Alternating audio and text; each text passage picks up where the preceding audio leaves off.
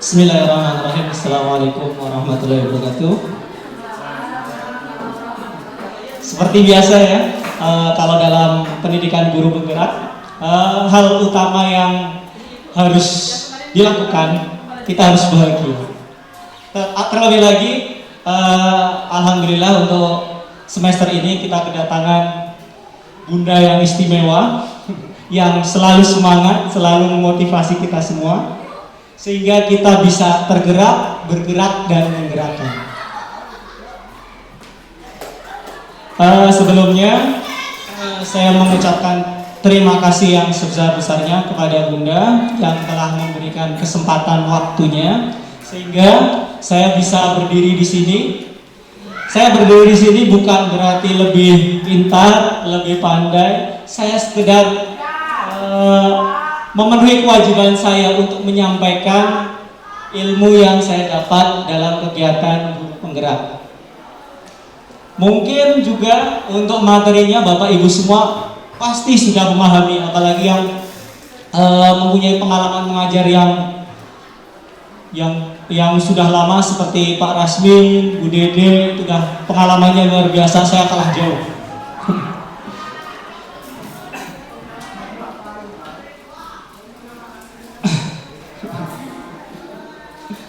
Oke, selanjutnya saya berdiri di sini dalam rangka menindaklanjuti pesan dari Bunda dalam kegiatan upacara kemarin. Bunda berpesan agar anak-anak murid kita menjadi anak-anak yang soleh, yang meliputi mandiri, membantu, menyenangkan, dan mendoakan. Itu yang kemarin disampaikan di waktu upacara. Nah, tugas kita untuk mewujudkan anak didik kita yang soleh, berarti kita harus bisa berupaya menjadi soleh dahulu. Jadi ini salah satu upaya agar Bapak Ibu semua menjadi Bapak Ibu guru yang soleh.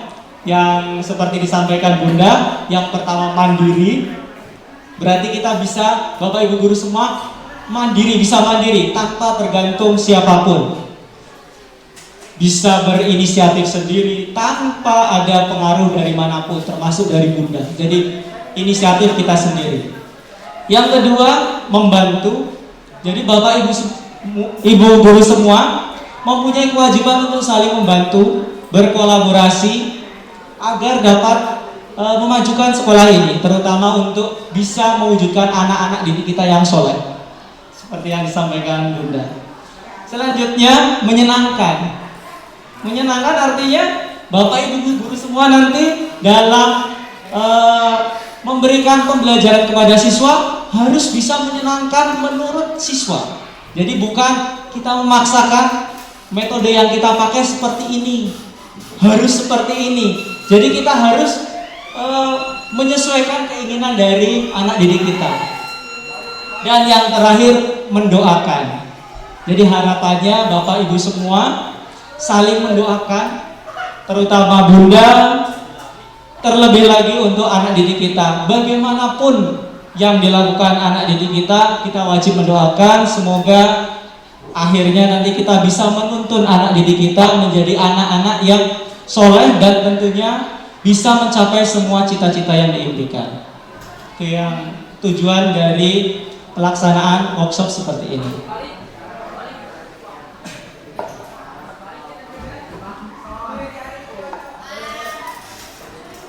Oke, untuk kesempatan kali ini saya akan mensosialisasikan mengenai pembiasaan budaya positif. Kenapa budaya positif? Karena tujuan dari pendidikan menurut Ki Hajar Dewantoro adalah untuk menuntun kodrat anak didik kita agar bisa mencapai kebahagiaan. Jadi bukan untuk mendapatkan prestasi yang setinggi-tingginya, tapi memberikan kebahagiaan dan keselamatan bagi anak didik kita, baik untuk sekarang sampai yang akan datang juga. Itu yang pertama. Nah, agar tercipta kebahagiaan dan keselamatan untuk anak didik kita, berarti kita harus menciptakan iklim pembelajaran yang well-being. Jadi artinya pembelajaran yang nyaman dan aman bagi anak didik kita. Nah, salah satu cara untuk mewujudkan itu adalah dengan pembiasaan budaya positif. Nah, ini yang akan kita bahas. Nah, sebelum masuk ke materi, ada 3 pertanyaan untuk pengantar kita memasuki materi. Yang pertama, apakah Anda setuju dengan pernyataan ini? Yang pertama, hukuman dapat mendisiplinkan anak. Mungkin Bapak Ibu ada yang mau berpendapat mengenai pernyataan yang pertama? Mangga, dipersilahkan. Mangga, Bu Dede, kenapa tidak setuju? Assalamualaikum warahmatullahi wabarakatuh. Mohon maaf kepada yang lain, ini hanya bukan berarti saya mendominasi, tapi ingin mengefektifkan waktu ya. Menurut pendapat saya, hukuman itu bukan jalan terbaik mendisiplinkan anak. Yang terbaik adalah dengan pendekatan dan keteladanan. Itu kenapa tidak setuju. Terima kasih. Terima kasih Bu Dede. Iya, betul sekali. Jadi hukuman itu bukan cara terbaik dalam mendisiplinkan anak. Jadi nanti yang akan kita bahas cara yang terbaik apa saja yang bisa kita lakukan untuk mendisiplinkan anak. Terus yang kedua, pemberian hukuman dengan hal positif seperti membaca atau membersihkan halaman sekolah dapat meningkatkan disiplin anak. Oke, ini yang nomor 2 dan nomor 3 nanti akan kita bahas lagi. Untuk mempercepat waktu, karena sekarang sudah jam hampir setengah jam 12.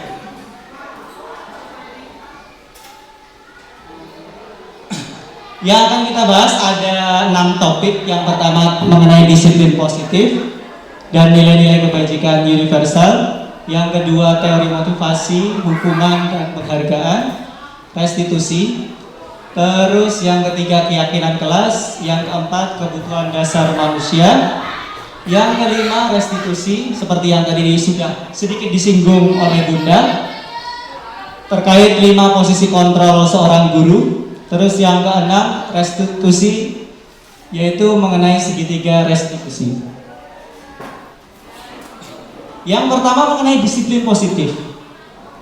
Mungkin Bapak Ibu sering mendengar kata disiplin.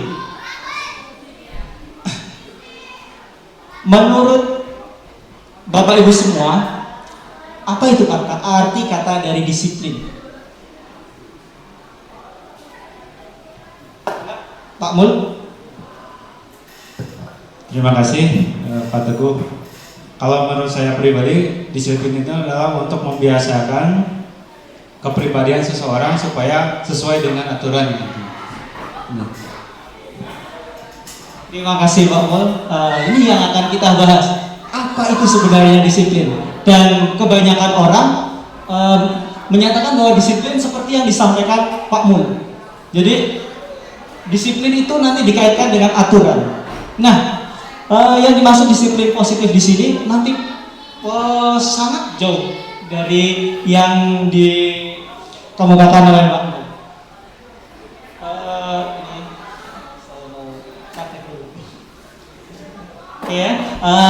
Untuk lebih memahami terkait materi disiplin positif, saya ada beberapa kertas. Nanti yang bersebelahan. Nanti saya kasih kertas satu. Monggo Pak Mul di depan saja dengan Bu Ai. Jadi saya bagi kertas satu. Nanti yang sebelah kanan, nanti saya kasih instruksi untuk menuliskan sesuatu di kertas.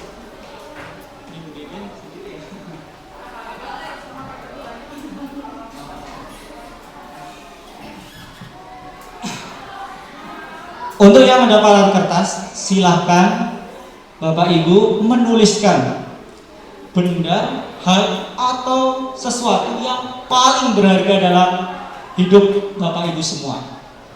Jadi bisa benda, hal, orang atau apapun yang paling berharga dalam hidup, yang paling berharga dan paling berarti dalam dalam hidup Bapak Ibu semua. Satu kata, satu hal, satu benda, terserah. Mangga.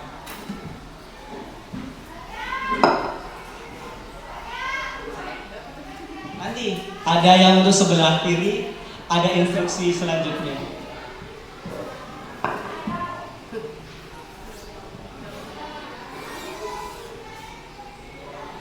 Mangga Ibu.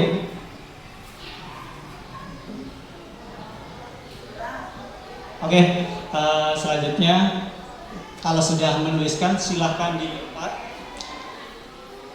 dilepat kecil, silahkan digenggam sekencang-kencangnya. Dan itu anggap itu adalah sesuatu yang paling berharga dalam hidup Bapak Ibu semua dan akan dipertahankan apapun yang akan terjadi. Meski tsunami, angin topan, gempa bumi, tidak peduli. Jadi itu adalah sesuatu yang paling berharga dalam hidup Bapak Ibu semua. Selanjutnya tugas untuk yang sebelah kiri, berupaya sekuat tenaga bagaimana caranya agar Bapak Ibu yang menuliskan benda berharga itu, barang berharga ataupun yang lainnya, agar membuka genggamannya. Terserah caranya seperti apa. Dan ini tergantung pengalaman ya Bapak Ibu. Jadi kalau yang berpengalaman bisa merayu, ada yang marah.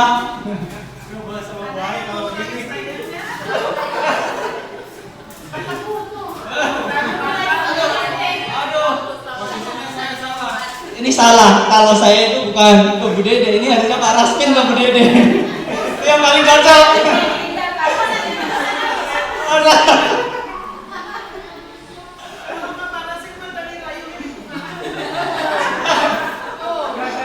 Berhasil.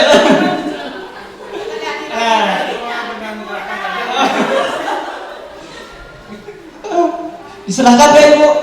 Bukan menebak. Jadi bagaimana caranya membujuk, merayu ataupun apapun itu yang dilakukan agar bisa membuka genggamannya.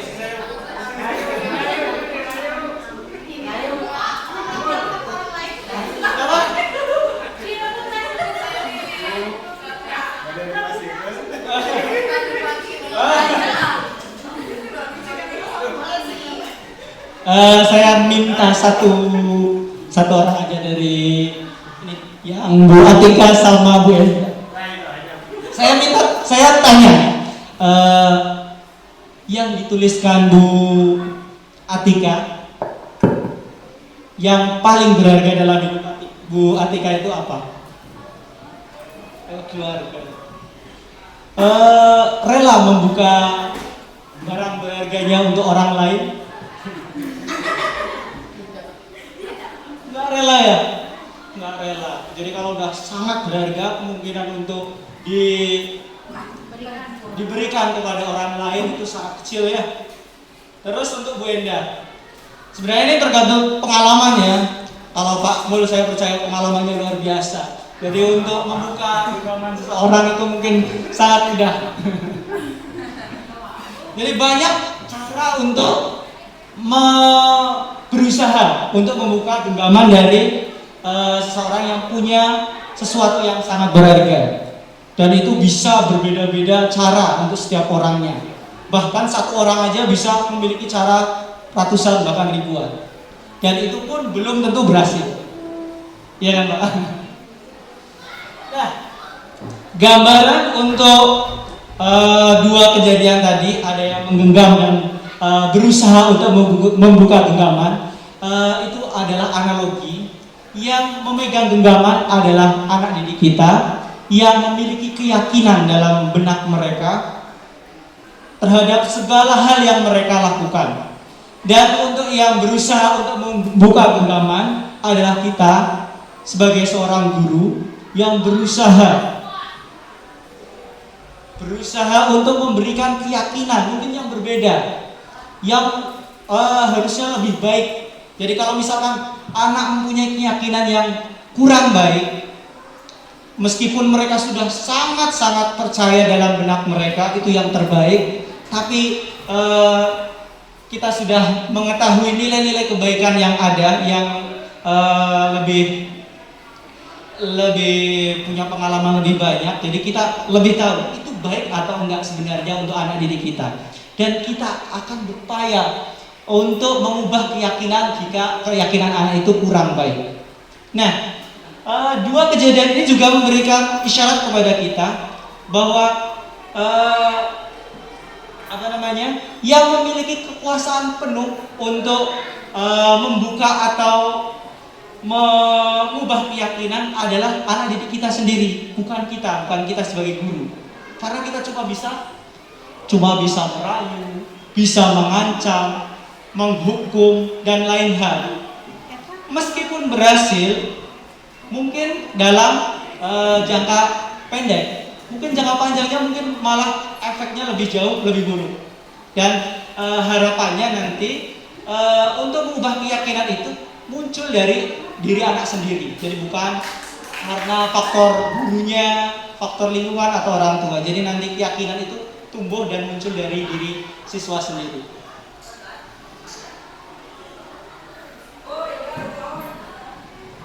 Selanjutnya dari ilustrasi tadi kita melihat perubahan paradigma dari teori kontrol. Yang pertama, ilusi guru mengontrol murid. Ya, seperti yang sudah saya sampaikan, sesungguhnya yang bisa mengontrol murid ya murid itu sendiri, bukan oleh guru. Jadi guru hanya bisa menuntun, hanya mempunyai kewajiban untuk mengarahkan. Yang kedua, ilusi bahwa kritik dan membuat orang merasa bersalah dapat menguatkan karakter. Jadi hal seperti ini hanya sekedar ilusi. Jadi mungkin sementara bisa kelihatannya anak didik kita menjadi lebih baik, tapi karena kritikan kita itu malah mungkin punya rasa dendam, rasa sakit hati, dan lain-lain. Itu malah jadi sesuatu yang punya dampak panjang nanti, bisa balas dendam, bisa macam-macam. Yang ketiga, ilusi bahwa semua penguatan positif efektif dan bermanfaat. Jadi semua penguatan pun itu akhirnya tergantung dari anak didik kita sendiri. Jadi mereka benar sepenuhnya yang punya kekuasaan untuk mengontrol dirinya sendiri. Yang terakhir, ilusi bahwa orang dewasa memiliki hak untuk memaksa. Dan ini yang sering, mungkin saya pun sering melakukannya di kelas. Jadi keinginan kita untuk memaksa anak didik kita supaya melakukan sesuatu yang kita inginkan. Jadi harapannya nanti timbul kesadaran siswa sendiri, bukan karena paksaan kita.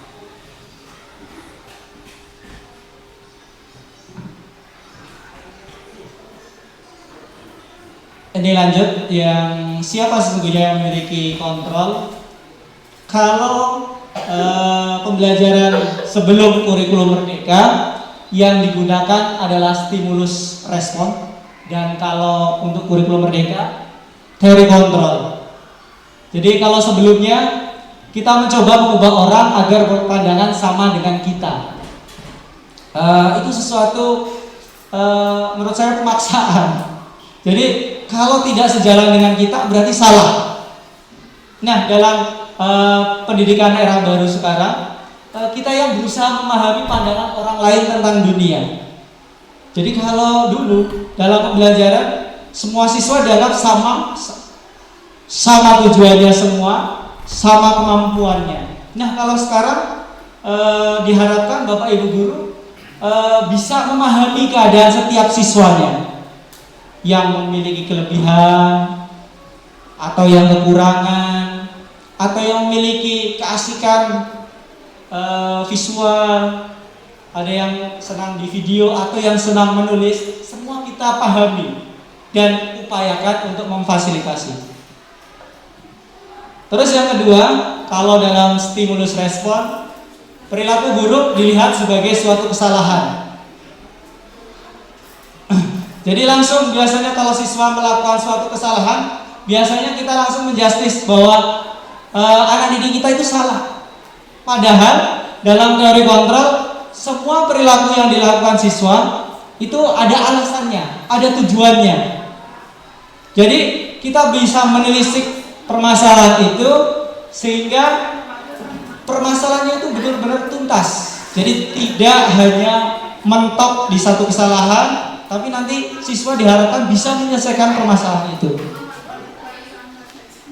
Yang ketiga, orang lain bisa mengontrol saya. Dan menurut teori kontrol, yang bisa mengontrol diri saya sendiri ya saya, bukan orang lain.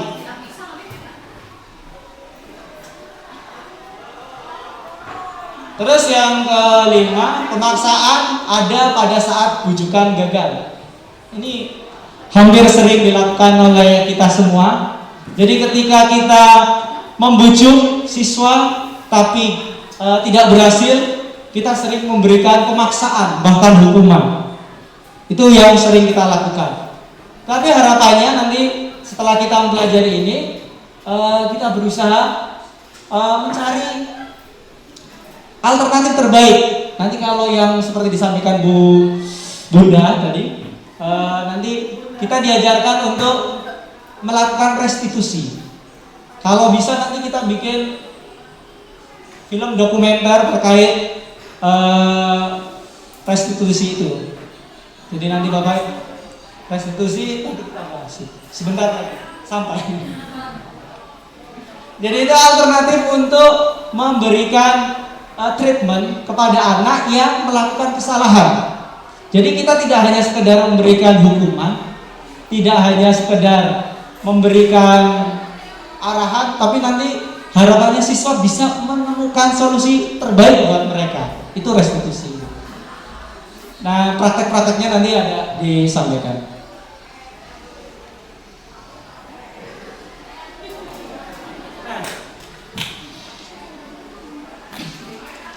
Ini yang perlu saya garis bawahi. Yang kedua,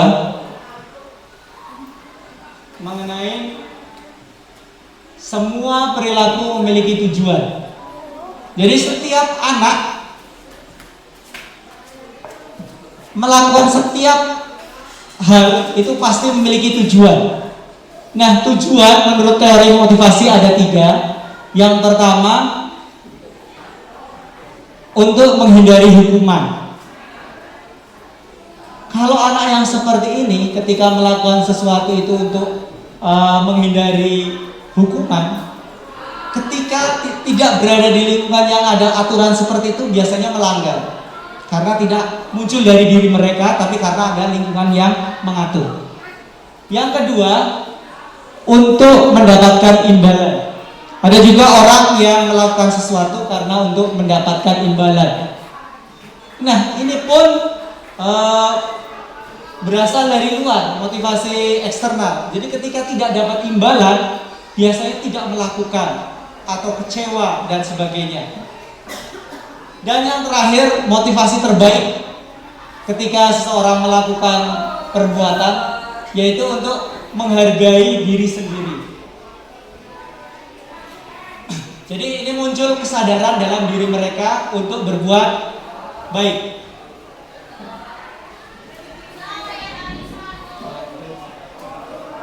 Nah, selanjutnya terkait disiplin. Menurut bahasa Latin ya, disiplin itu artinya belajar, Pak Mol. Jadi disiplin itu belajar, bukan tidak ada kaitannya dengan peraturan atau aturan atau sesuatu yang tidak mengenakan. Jadi disiplin itu seperti itu.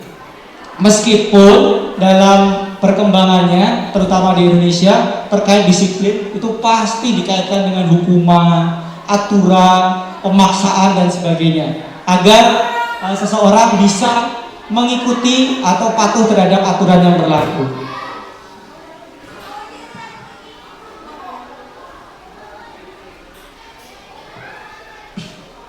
Terus yang selanjutnya nilai-nilai kebajikan universal. Nah, tadi Bapak Ibu semua, Bapak Ibu guru wali kelas sudah menyampaikan terkait profil pelajar Pancasila yang menjadi tujuan akhir dari pendidikan di Indonesia. Jadi pendidikan di Indonesia menurut Mas Menteri, jadi untuk menciptakan profil pelajar Pancasila. Jadi anak-anak didik kita minimal memiliki 6 profil pelajar Pancasila. Jadi itu harus terlihat dan nampak pada anak-anak didik kita setelah mengikuti pembelajaran. Harapannya seperti itu. Ya mungkin berat, sangat berat untuk sekarang. Yang pertama, beriman, bertakwa kepada Tuhan Yang Maha Esa dan berakhlak mulia. Yang kedua, mandiri, bernalar kritis, berkebinekaan global, bergotong royong dan kreatif. Dan harapannya nanti Bapak Ibu guru semua dapat menuntun, bisa membimbing anak didik kita semua supaya bisa mewujudkan profil pelajar Pancasila dalam diri mereka semua.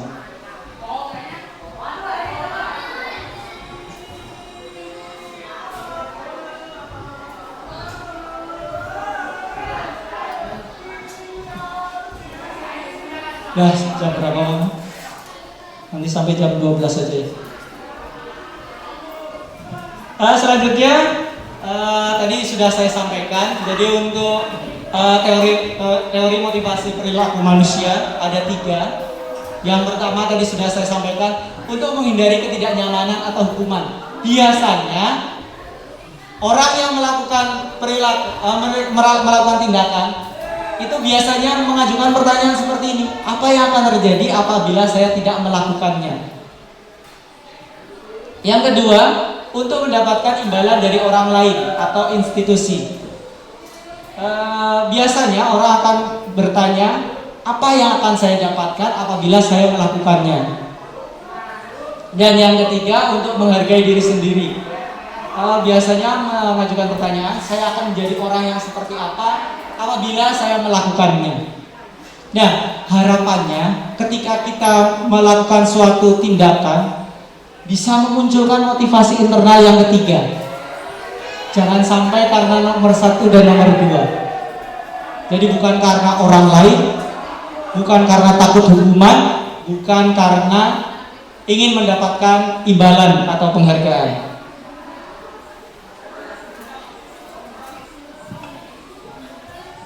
Nah, ini harapannya baik siswa maupun kita sebagai guru, harapannya bisa menjadi manusia yang merdeka. Merdeka artinya apa? Tidak hanya terlepas dari perintah, akan tetapi juga cakap buat memerintah diri sendiri. Jadi kita benar-benar merdeka.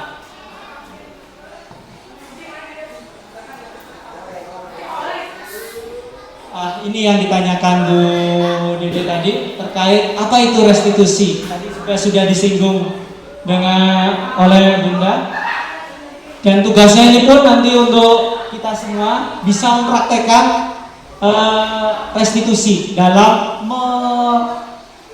mengatasi kesalahan atau pelanggaran yang dilakukan oleh siswa. Nggak harus oleh guru BK, tapi oleh setiap guru pun mempunyai kewajiban untuk melakukan restitusi. Restitusi adalah proses menciptakan kondisi bagi murid untuk memperbaiki kesalahan mereka sehingga mereka bisa kembali pada kelompok mereka dengan karakter yang lebih kuat.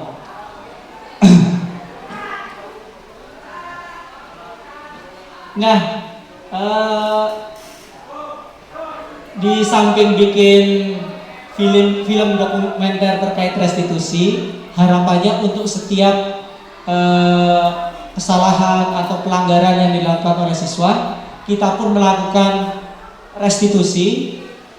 Lebih baik lagi juga terdokumentasi. Jadi nanti biar kegiatan itu bisa diakses nanti untuk orang lain juga untuk sebagai pengalaman bagaimana mengatasi permasalahan yang serupa. Jadi kalau bisa nanti kita saling berbagi ketika anak punya permasalahan di kelas seperti apa, kita menyelesaikan seperti apa, dan mungkin Bapak Ibu guru yang lain juga memiliki cara yang lain untuk menyelesaikannya. Jadi kita saling sharing dan berkolaborasi.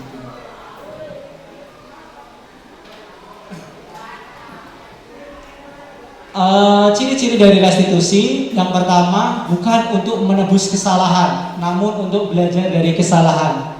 Jadi bukan hukuman, bukan dihukum. Yang kedua untuk memperbaiki hubungan. Yang ketiga tawaran bukan paksaan. Jadi nanti anak didik kita berikan alternatif-alternatif yang bisa dilakukan untuk menyelesaikan atau menyikapi kesalahan yang sudah dilakukan. Dan itu sepenuhnya dilakukan oleh murid. Jadi bukan kita yang memaksa. Yang keempat, restitusi menuntut untuk melihat ke dalam diri. Jadi untuk bahan refleksi untuk anak. Jadi anak bercermin apa yang sudah dia lakukan, apa akibatnya, dan apa yang akan terjadi di kemudian hari. Yang kelima, restitusi mencari kebutuhan dasar yang mendasari tindakan. Tadi kan sudah disampaikan, setiap perilaku itu ada tujuannya atau alasannya.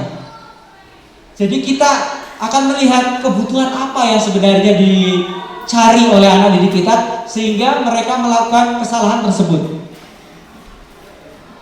Yang keenam, restitusi diri adalah cara yang paling baik. Ya, ini. Jadi restitusi itu tidak hanya bisa dilakukan oleh Bapak Ibu guru, tapi anak didik kita juga bisa melakukan sendiri. Yang ketujuh, restitusi fokus pada karakter bukan tindakan. Jadi restitusi ini tujuannya agar tumbuh karakter dalam diri siswa, rasa bertanggung jawab, rasa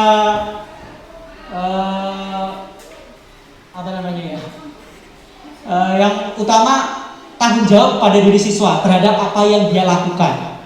Dan untuk menyelesaikannya nanti anak pun yang harus mencari solusinya. Restitusi fokus pada solusi. Jadi ini bukan hanya sekedar hukuman, tapi restitusi itu fokus pada solusi yang harus ditemukan oleh siswa kita. Yang kesembilan, restitusi mengembalikan murid yang berbuat salah pada kelompoknya, sehingga murid tersebut bisa meninggalkan, tidak mengulangi lagi kesalahan yang mereka lakukan. Harapannya seperti itu, dan itu bukan karena paksaan, tapi karena keinginan dari diri murid sendiri.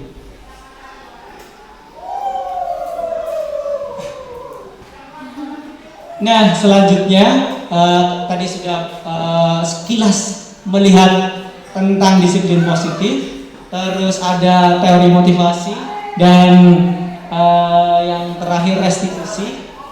Yang selanjutnya ada keyakinan kelas. Kenapa keyakinan kelas? Bukan peraturan kelas, bukan apa lagi? Tata tertib kelas. Ada yang bisa, ada yang punya pendapat. Kenapa keyakinan kelas? Bukan peraturan kelas, tata tertib kelas, atau sejenisnya. Kontrak belajar juga. Harapannya, kenapa keyakinan kelas? Keyakinan kelas itu ada pada diri siswanya, bukan karena paksaan, bukan karena aturan. Jadi mereka sadar yang mereka lakukan itu adalah sesuatu yang berharga, yang patut mereka lakukan. Jadi bukan karena ini sudah jadi aturan, ketika saya tidak melaksanakan, saya ada konsekuensinya, ada hukumannya. Bukan seperti itu yang diharapkan, tapi ini sesuatu yang mereka yakini bahwa itu benar-benar harus saya lakukan, itu berharga, itu bermanfaat buat saya jika dilakukan, dan itu bukan karena paksaan.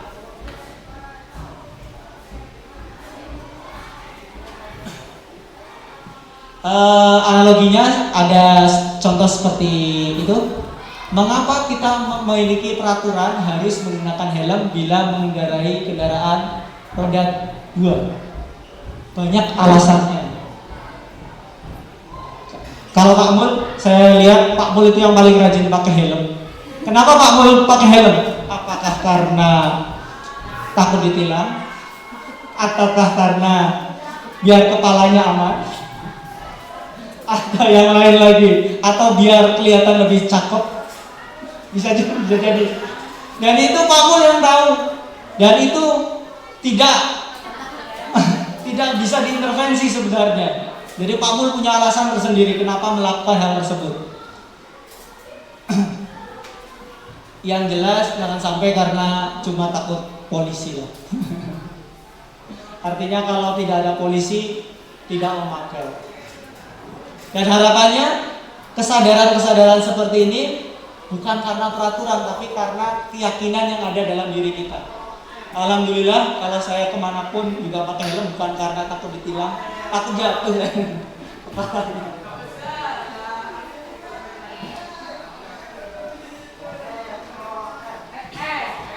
Oke, selanjutnya yang pertama tadi saya sampaikan budaya positif.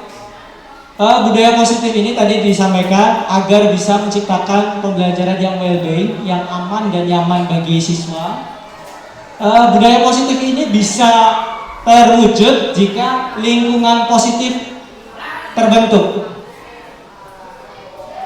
Lingkungan positif itu bisa terbentuk jika keyakinan kelas itu ada. Jadi kalau keyakinan kelas tidak ada, mustahil untuk lingkungan positif bahkan budaya positif bisa tercapai. Dan yang terakhir ujungnya secara otomatis kalau keyakinan kelas itu bisa terbentuk dan terwujud, peraturan kelas pasti lebih mudah, lebih ringan untuk dijalankan. Jadi nggak perlu pemaksaan lagi karena sudah timbul dari kesadaran dari siswa.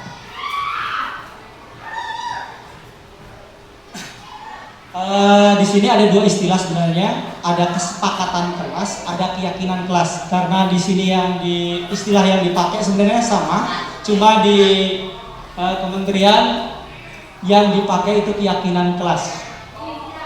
Ini salah satu contoh, ada peraturan kelas, ada kesepakatan kelas. Meskipun di situ tulisannya sama-sama kesepakatan kelas, tapi yang mencerminkan kesepakatan kelas itu cuma satu di situ.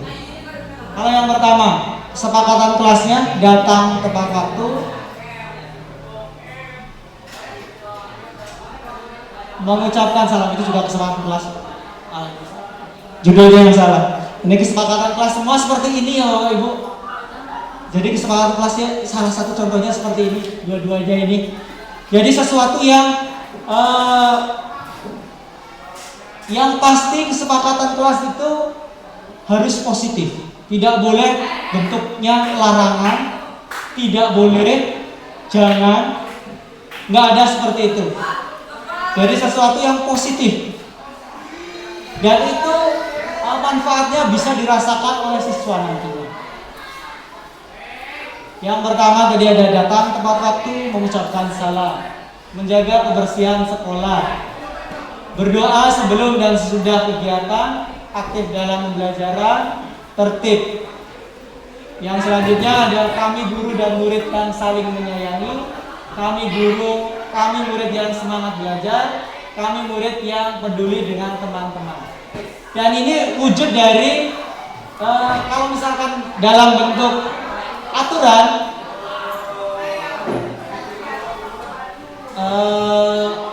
misalkan menjaga kebersihan sekolah, itu kan kalau biasanya perintahnya kan jangan membuang sampah sembarangan. Itu kalau bisa dihindari kata-kata seperti itu. Jadi harapannya semuanya dalam bentuk positif. Ini semangatnya biar semangat positifnya keluar, Pak. Oh iya. Seperti yang disampaikan Bunda tadi, untuk kesepakatan kelas, untuk keyakinan kelas, ini nanti wajib hukumnya ada di setiap kelas. Ini Bunda yang minta, saya sebenarnya nggak minta. Tapi Bunda yang minta harapannya ini bisa terwujud di setiap kelas. Ini diambil dari siswa. Jadi ditelusur dari siswa. Jadi bukan kita memaksakan kesepakatan kelas seperti ini. Jadi ditanyakan ke siswa kelas bagaimana yang mereka inginkan, mereka impikan. terus bagaimana kita mewujudkannya, nanti digali benar-benar dari siswa.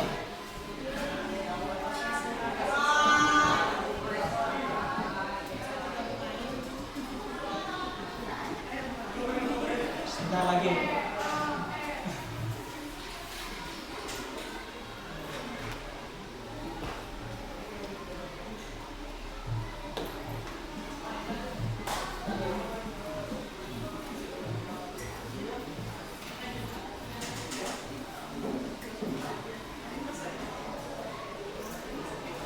Ini akan menampilkan 6 panduan yang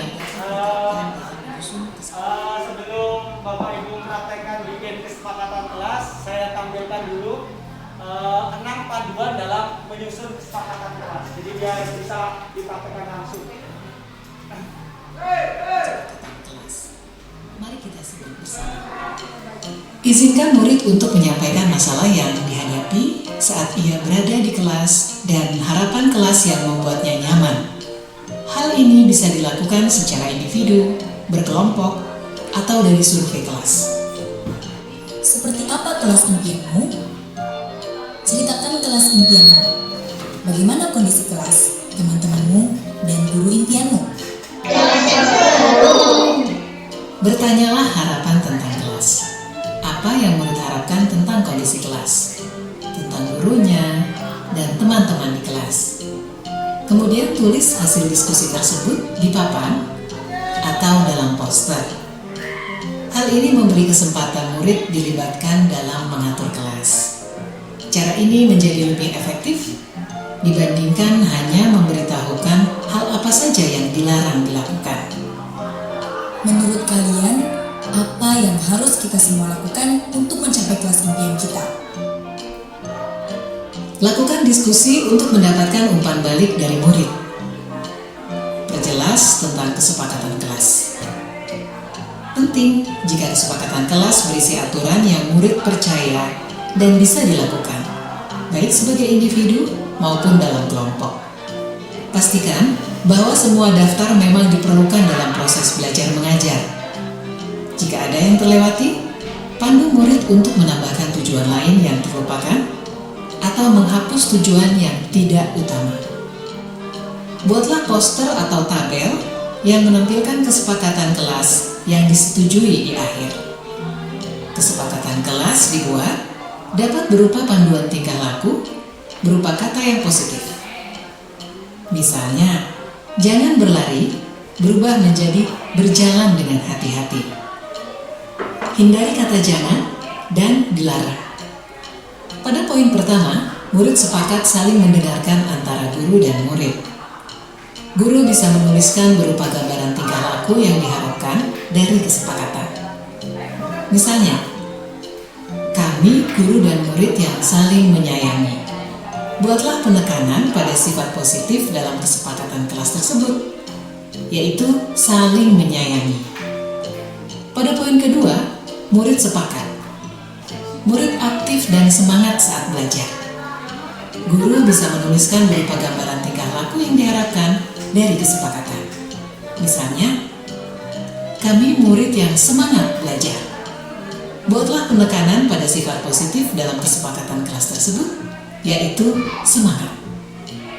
Pada poin ketiga, murid sepakat saling membantu jika ada yang mengalami kesulitan. Guru bisa menuliskan berupa gambaran tingkah laku yang diharapkan dari kesepakatan. Misalnya, kami murid yang peduli dengan teman-teman. Buatlah penekanan pada sifat positif dalam kesepakatan kelas tersebut, yaitu peduli. Pastikan jumlah poin kesepakatan kelas tidak terlalu banyak, sehingga mudah dipahami dan dilakukan murid.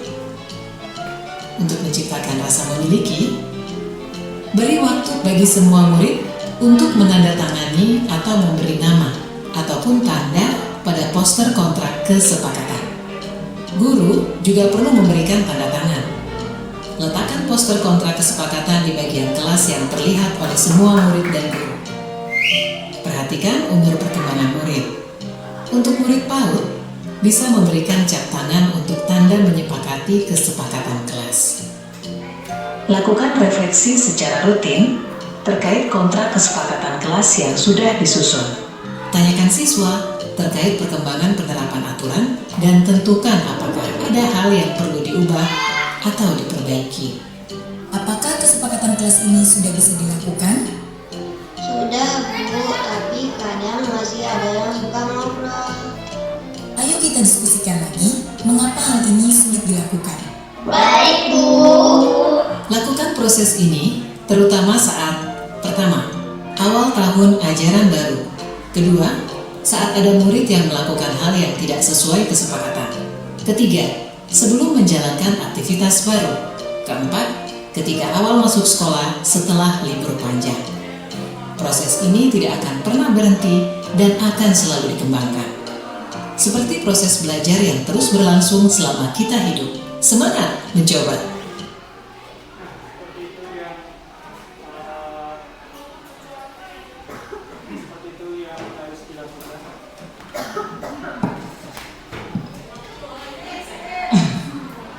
Susah ya? Saya sudah merasakan susahnya untuk membuat kesepakatan di kelas, terutama anak-anak saya yang super istimewa. Laki-laki banyak sekali. Tapi itu bukan jadi hambatan, itu jadi tantangan buat kita supaya bisa menerapkan kesepakatan kelas di kelas kita masing-masing. Jadi bukan kesepakatan, keyakinan kelas. Jadi setiap hal keyakinan yang ada itu setiap keyakinan itu ada nilai-nilai yang ditonjolkan, nilai-nilai positif tadi. Dari setiap pernyataan ada nilai positif yang mau dicapai. Tadi ada, saya lupa.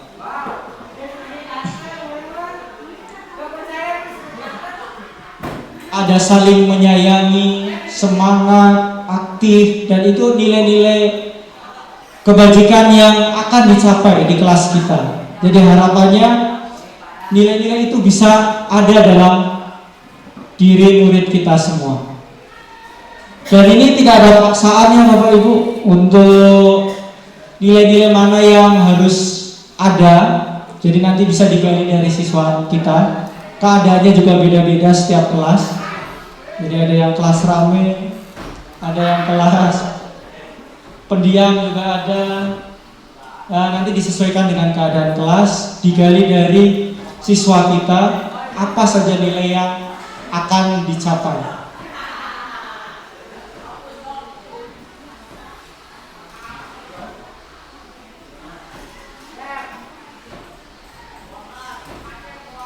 Ini mohon maaf untuk materi sebenarnya ini untuk 2 minggu pertemuan Ibu. Jadi karena ini disuruh menyampaikan waktunya singkat, jadi kilat. Ini harusnya 2 minggu. Kalau saya disuruh mempelajari ini 2 minggu, dan itu pendampingannya berkali-kali.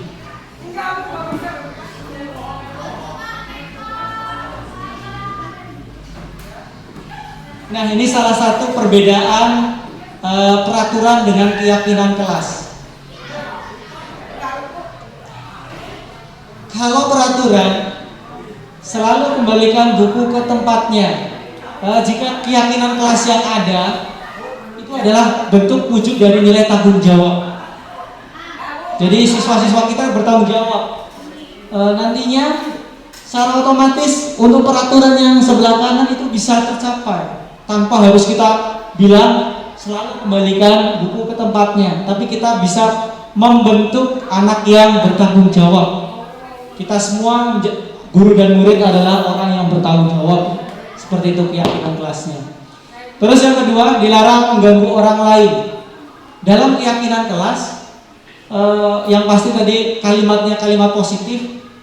Jadi di sini dituliskan menghormati orang lain. Dan seterusnya, contohnya ada banyak. Ya, ini sedikit, nanti saya sampaikan materinya, nanti saya berikan untuk PowerPoint-nya sambil dipelajari lagi. Tadi sudah disampaikan terkait hukuman. Nah, ternyata penghargaan itu juga sebagai bentuk hukuman. Jadi kalau biasanya kalau ada siswa yang rajin di kelas, kita berikan penghargaan, kita berikan apresiasi dalam bentuk barang. Ternyata menurut di sini disampaikan bahwa itu adalah bentuk lain dari hukuman. Jadi tidak mendidik sebenarnya untuk penghargaan. Karena pengaruh dari penghargaan itu dalam jangka pendek mungkin bagus. Siswa jadi lebih semangat bagi yang mendapatkan penghargaan. Tapi bagi yang tidak mendapatkan penghargaan, efeknya, dampaknya bisa macam-macam. Bisa semakin, saya nggak bakalan dapat penghargaan. Jadi hilang semangat, jadi membunuh semangat. Jadi penghargaan itu menghukum sebenarnya. Jadi sesuai dengan teori motivasi tadi, kalau melakukan sesuatu karena ingin mendapatkan imbalan, nanti suatu ketika kalau tidak ada imbalan, tidak ada balasan, tidak ada penghargaan, pasti akan kecewa. Jadi penghargaan itu tidak efektif, mengurangi ketepatan, dan bahkan bisa merusak hubungan.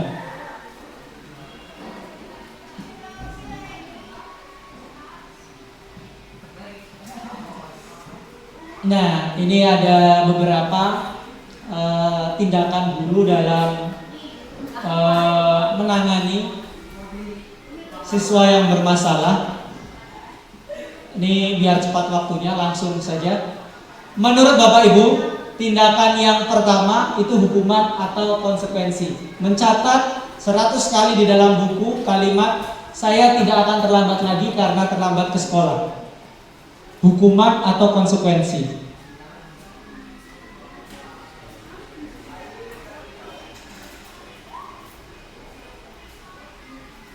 Hukuman ya Bapak Ibu.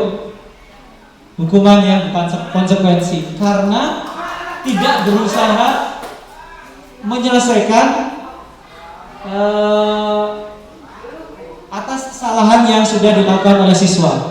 Jadi sekedar memberikan hukuman dan tidak ada kaitannya dengan kesalahan yang mereka lakukan, bahkan jauh dari solusinya. Yang kedua, lari mengelilingi lapangan basket 2 kali karena terlambat hadir di sekolah. Hukuman atau konsekuensi? Hukuman sama ya Bapak Ibu. Kecuali yang memberikan hukuman terlambat hadir dalam pelajaran PJOK. Kalau itu konsekuensi. Biasanya kalau PJOK ada pemanasan. Nah, itu sebagai ganti untuk pemanasan. Jadi ada hubungannya dengan pelajaran atau kesalahan yang dia lakukan. Selanjutnya pasti bisa ya. Yang membersihkan tumpahan air di meja tulis karena tersenggol pada saat belajar. Hukuman atau konsekuensi? Konsekuensi, karena itu akibat dari kesalahan yang dia lakukan.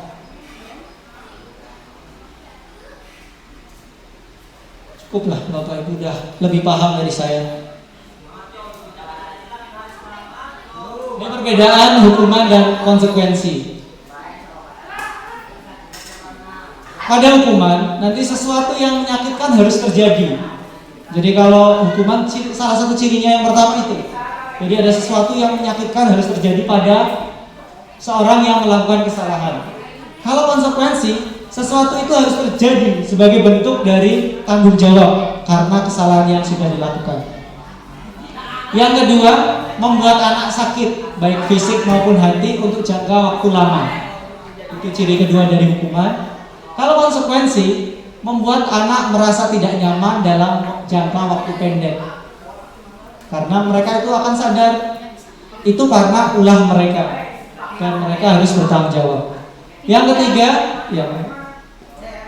anak membenci kedisiplinan karena mesti dalam keadaan tidak nyaman karena bentuk hukuman, paksaan, dan ancaman biasanya. Dengan konsekuensi, anak akan lebih menghargai disiplin.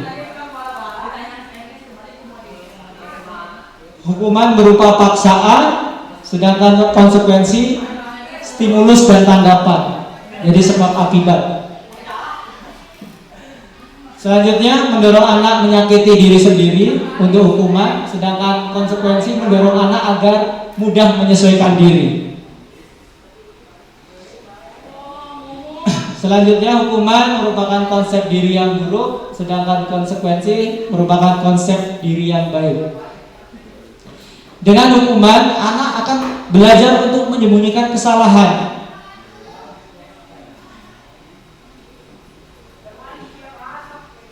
Terus untuk konsekuensi, anak akan belajar untuk mematuhi peraturan. Jadi kalau terbiasa dengan hukuman, anak itu akan berusaha menyembunyikan kesalahan jika mereka itu melakukan pelanggaran atau kesalahan. Sedangkan dengan adanya konsekuensi, anak akan belajar untuk mematuhi peraturan. Yang terakhir, dengan hukuman akan menimbulkan rasa marah, rasa bersalah, dipermalukan, merasa tidak dihargai. Sedangkan dengan konsekuensi, anak akan cuma kehilangan hak sementara, dibuat tidak nyaman, diasingkan untuk sementara. Tetapi untuk jangka panjang, manfaatnya lebih besar.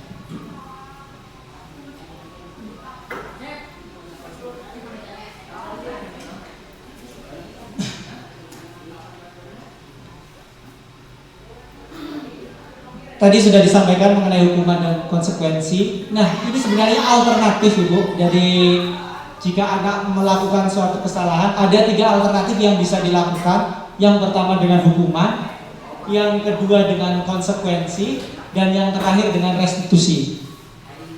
Nah, dengan memberikan hukuman itu sebagai wujud identitas gagal kita sebagai seorang guru. Jadi kalau kita memberikan hukuman, jadi sebisa mungkin dalam membelajarkan disiplin kepada anak, itu kita memberikan konsekuensi atau restitusi ketika anak melakukan suatu kesalahan.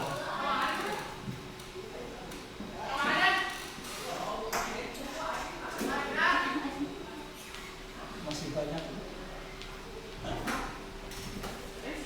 Astagfirullah. Selanjutnya, kebutuhan dasar manusia. Nah, ini kebutuhan dasar yang menjadi alasan seseorang itu untuk berperilaku atau bertindak. Tadi kan saya sudah sampaikan, setiap orang melakukan tindakan itu pasti memiliki tujuan. Nah, tujuannya untuk apa? Untuk memenuhi kebutuhan dasarnya. Yang pertama, rasa kasih sayang dan rasa diterima. Yang kedua, penguasaan. Yang ketiga, kesenangan. Yang keempat, kebebasan. Dan yang terakhir, bertahan hidup.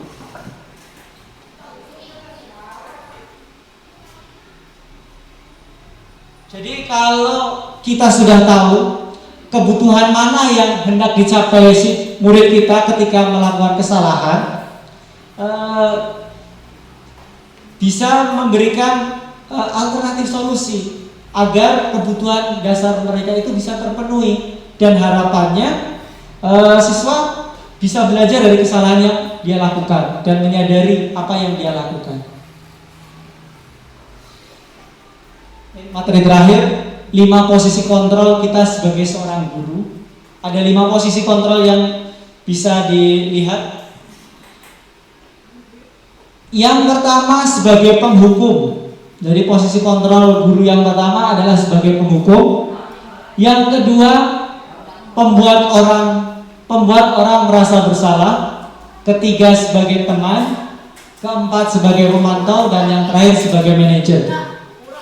Nanti kita berefleksi di mana posisi kita. Apakah sebagai penghukum, sebagai pembuat orang merasa bersalah, atau sebagai teman, ataukah sebagai pemantau, ataukah posisi terbaik adalah sebagai manajer. Yang pertama sebagai penghukum.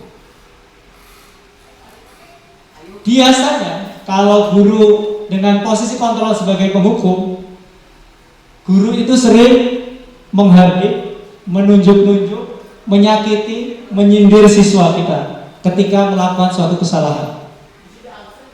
Biasanya guru berkata, Kalau kamu tidak melakukannya, awas ya, rasakan. Nanti tahu akibatnya. Biasanya seperti itu. Hasilnya bagaimana?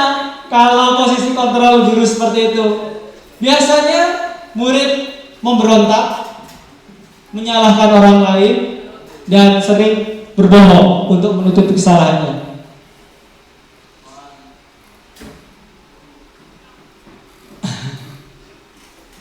Kaitan dengan dunia berkualitas, sebagai penghukum, murid meletakkan guru di luar dunia berkualitas, jadi mengabaikan biasanya, tidak dianggap,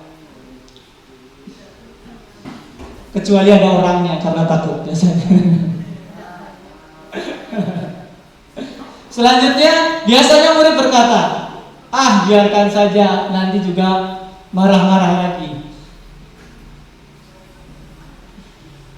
Dampaknya pada murid, biasanya murid akan mengulangi kesalahan yang mereka lakukan.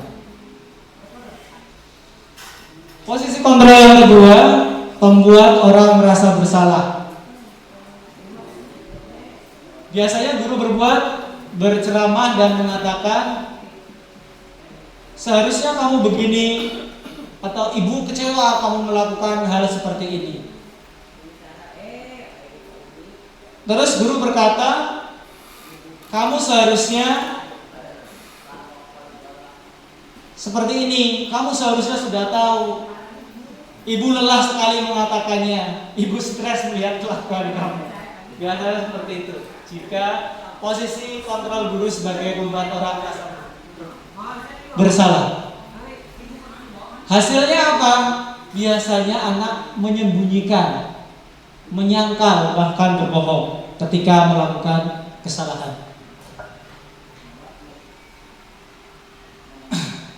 Kaitan dengan dunia berkualitas, murid meletakkan guru di dalam dunia berkualitas. Biasanya murid berkata, maafkan saya, dan seterusnya.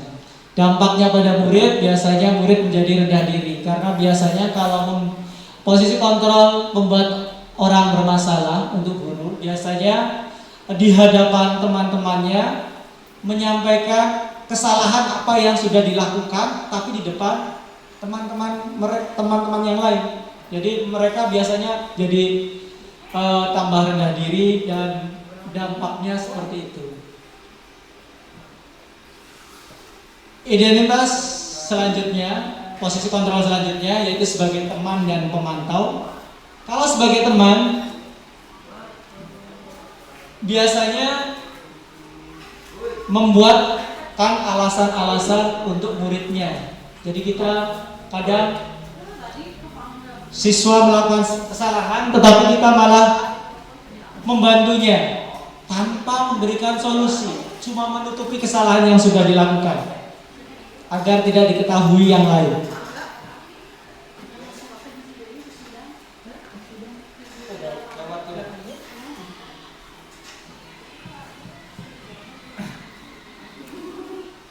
Ini masih banyak materinya Ibu, saya percepat aja. Untuk yang kedua, teman dan pemantau. Ini kalau sebagai teman dan pemantau itu udah merupakan wujud identitas yang berhasil. Jadi sebagai guru minimal itu sudah bisa dalam posisi kontrol sebagai teman dan pemantau. Dan lebih baik lagi kalau bisa sebagai manajer. Jangan sampai kita cuma sekedar sebagai penghukum dan membuat orang merasa bersalah, karena itu merupakan identitas yang gagal.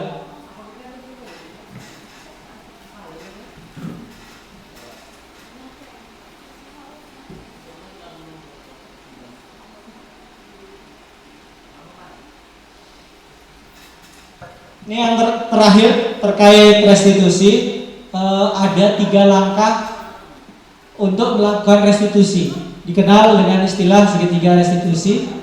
Yang pertama, menstabilkan identitas. Jadi ketika anak melakukan suatu kesalahan, untuk menstabilkan identitas, kita memberikan keyakinan kepada anak bahwa Setiap orang pasti pernah melakukan kesalahan. Jadi kita sadarkan anak bahwa itu salah, dan kita maklumi setiap orang pasti pernah melakukan suatu kesalahan. Dan kamu bukan satu-satunya yang pernah melakukan ini. Ini dalam upaya untuk menstabilkan identitas. Yang kedua, menanyakan keyakinan.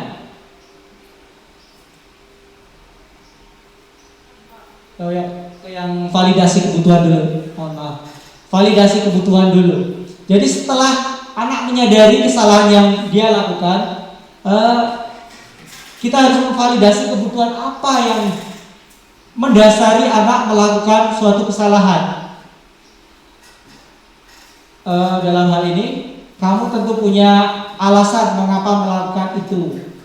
Adakah cara yang lebih efektif untuk mendapatkan apa yang kamu butuhkan? Jadi setelah alasannya tahu, kebutuhan apa yang dicari oleh anak didik kita, kita menanyakan kepada anak, apakah ada cara yang lain yang lebih efektif untuk mendapatkan apa yang dia butuhkan.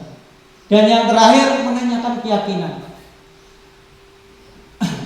Setelah yang pertama sudah menyadari kesalahan yang sudah dilakukan, yang kedua tahu alasan kenapa melakukan suatu kesalahan dan kebutuhan apa yang dicari, yang terakhir mengingatkan kembali nilai-nilai apa yang sudah disepakati dan yang dilanggar oleh anak didik kita, sehingga kita bisa memperbaikinya nanti di masa yang akan datang. Tujuannya seperti itu. Dan akhirnya menanyakan endingnya, anak didik kita ingin menjadi orang yang seperti apa.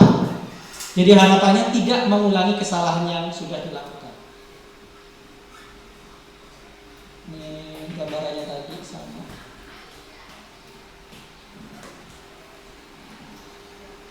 Terakhir Ibu, Bapak Ibu, udah nggak ada lagi. Saya minta refleksinya. Saya bagi kertas, silahkan jawab singkat saja untuk nomor 1, 2, 3, dan 4. Yang pertama, hal baru apa yang mengubah paradigma saya, pemikiran saya, apa yang saya dapatkan. Terus yang kedua, perasaan apa yang muncul selama mengikuti kegiatan ini, khususnya mengenai makna disiplin dan motivasi intrinsik. Singkat saja, nggak perlu panjang-panjang gitu. Yang ketiga, posisi kontrol apa yang telah saya lakukan selama ini, jadi sebelum mengikuti kegiatan ini, yang biasa dilakukan Bapak Ibu semua. Tadi ada 5 posisi kontrol. Yang pertama sebagai penghukum, yang kedua pembuat orang merasa bersalah, yang ketiga teman, keempat pemantau, dan yang terakhir manajer. Dan yang terakhir, saya akan menjadi posisi kontrol yang seperti apa setelah tahu ada 5 posisi kontrol tadi. Untuk kedepannya Bapak Ibu semua pengennya menjadi seperti apa dari kelima posisi kontrol itu? Mana ini? Singkat saja, nggak usah panjang. Oh iya Bapak Ibu semuanya, seperti yang disampaikan Bu Eni, nanti untuk kedepannya ini jadi wahana untuk jadi komunitas belajar. Nanti jadi setiap bulan kemungkinan ada kegiatan seperti ini dan semuanya punya kesempatan yang sama. Jadi ada yang ikut pelatihan sampai disampaikan, bisa difasilitasi sama Bu Bunda. Jadi nanti semua punya kesempatan yang sama, harus menyampaikan.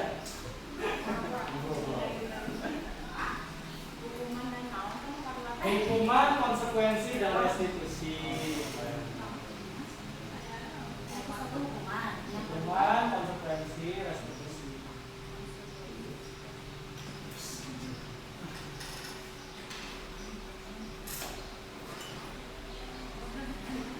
Masih pusing. Oke, ya sederhana aja, nggak usah. Nah, ini materi panjang sebenarnya, materi untuk 2 minggu, tapi harus disampaikan minimal jadi pengalaman baru saja. Nantinya kalau yang Bapak Ibu ikut guru penggerak, apalagi Bunda berkenan pengen ikut kegiatan program sekolah penggerak, hubungan Bunda pasti akan dekat dengan ini. Jadi pasti bertemu terus tiap hari seperti ini.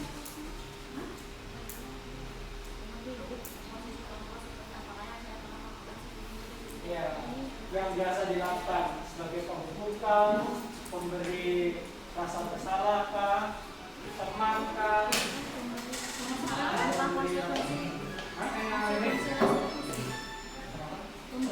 memberi rasa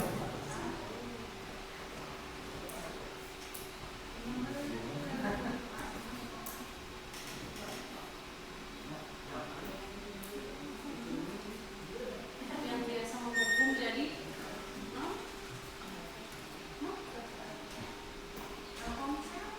menjadi bagaimana pertandingan sama orang sebenarnya dulu mak ayah Eva ayah pajak desa nggak beli kita sama orang tahu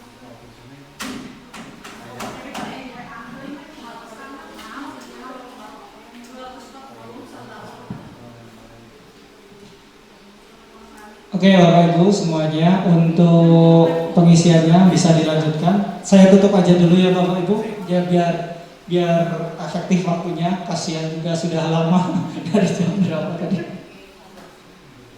Oke, saya cukupkan sekian. Terima kasih. Kurang lebihnya mohon maaf. Assalamualaikum.